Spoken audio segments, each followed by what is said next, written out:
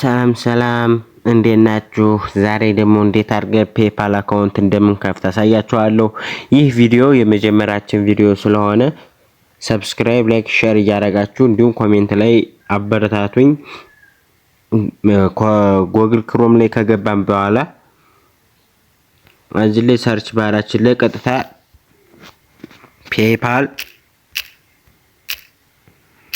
ፔፓል ኢቲ እንለዋለን ማለት ነው። ልክ እንደዚህ መጣድላ ፔፓል ኢቲ የምትለዋን ክሊክ እናደርጋታለን፣